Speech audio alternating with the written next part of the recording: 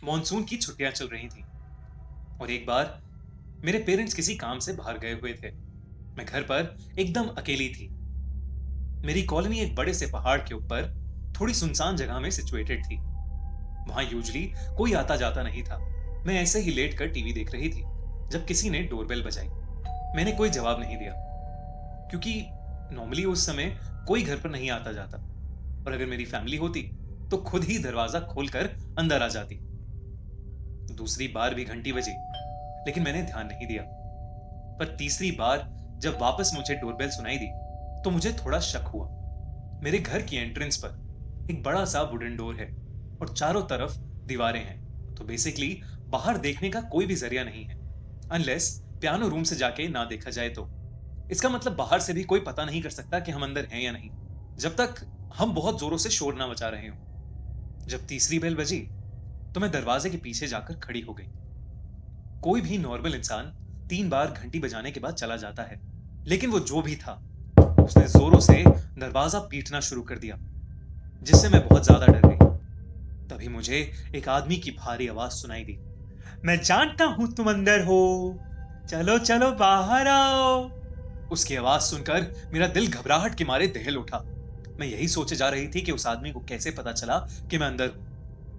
एक लंबी खामोशी के बाद वो वहां से चला गया, लेकिन फिर भी मेरे अंदर इतनी हिम्मत नहीं थी कि मैं दरवाजा खोल के बाहर देख पाऊं। मैंने उसके बाद मॉम डैड को फोन किया और उनसे पूछा कि क्या कोई घर आने वाला था। उन्होंने मना किया कि नहीं, कोई भी घर नहीं आने वाला था। मैंने कुछ देर उस आदमी के बारे में सोचा, लेकिन फिर मैं वापस टीवी देखने लगी। 2 घंटे बाद फिर से डोरबेल बजी। मैं फिर से डर गई। इस बार मैं सहम उठी और मैंने टीवी की वॉल्यूम एकदम कम कर दी। इस बार मैं धीरे से पियानो रूम की तरफ गई और खिड़की से बाहर देखने लगी। मैंने उस रूम की खिड़की से देखा कि बाहर कौन था। वहां दरवाजे पर एक अजीब सी दिखने वाली औरत काले कपड़ों में खड़ी थी। काले हील वाले जूते, एक काली ड्रेस और एक बड़ी सी काली हैट। उसके बाल डार्क ब्राउन कलर के थे और उसका चेहरा उसकी हैट से लटके जाली से ढका हुआ था। बस मुझे उसके चमकते लाल होठ और उसकी बेहद डरावनी हंसी दिखाई दे रही थी। उसके साथ एक लंबा सा आदमी खड़ा था। उसने भी एक काले रंग का सूट पहना हुआ था। उसके चेहरे पर एक बहुत भयानक सीरियसनेस थी, लेकिन मुझे उस आदमी से इतना डर नहीं लग रहा था जितना उस औरत को देखकर। वो मेरे दरवाजे के सामने अपने चेहरे पर एक बेहद डरावनी हंसी लेकर खड़ी थी। कुछ देर तक जब मैंने दरवाजा नहीं खोला तो वो वहां से वापस जाने लगी।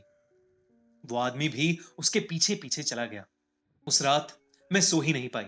इनफैक्ट मुझे काफी रातों तक ऐसा ही लगता रहा जैसे वो मेरी खिड़की के पास खड़ी है और मुझे घूर के देखे जा रही है। मुझे आज तक नहीं पता लगा कि वो औरत और वो आदमी कौन थे। क्या पहले भी घंटी उन्होंने ही बजाई थी? आपको क्या लगता है, कौन थे वो लोग?